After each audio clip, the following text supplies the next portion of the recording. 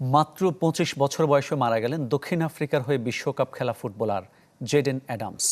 তবে তার মৃত্যুর কারণ জানা যায়নি। অ্যাডামসের মৃত্যুতে শোক জানিয়েছেন দেশটির ক্রীড়ামন্ত্রী গেটন ম্যাকেঞ্জি। সমবেদনা জানিয়েছেন ফিফা সভাপতি জিয়ান্নি ইনফান্তিনো।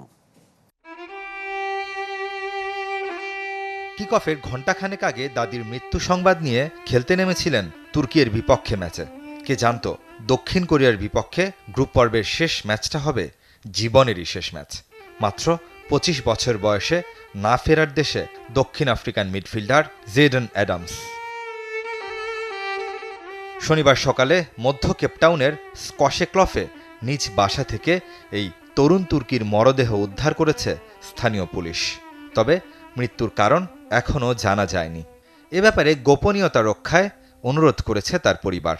যদিও স্বাভাবিক মৃত্যু, আত্মহত্যা নাকি হত্যাকাণ্ড তা নিয়ে ইতোমধ্যেই তদন্তে নেমেছে পুলিশ। অ্যাডামসের মৃত্যুতে শোকের ছায়া দক্ষিণ আফ্রিকা ফুটবলে। মর্মাহত ফিফা সভাপতি জিয়ান্নি ইনফান্তিনো। কিছুদিন আগেই বিশ্বকাপ খেলা একজন ফুটবলারকে এভাবে হারাবো চিন্তাও করিনি। অ্যাডামসের পরিবার, বন্ধু এবং আত্মীয়ের প্রতি গভীর সমবেদনা জানাচ্ছি। নিঃসন্দেহে জাতীয় দল ও ক্লাবে তার অভাব অনুভূত হবে।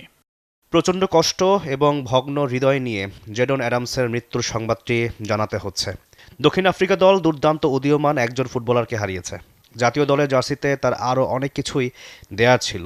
পুরো দেশ তার মৃত্যুতে শোকাহত। ২০২০ সালে স্টেলেনবশের হয়ে ক্লাব কেরিয়ার শুরু করেছিলেন জেডেন অ্যাডামস।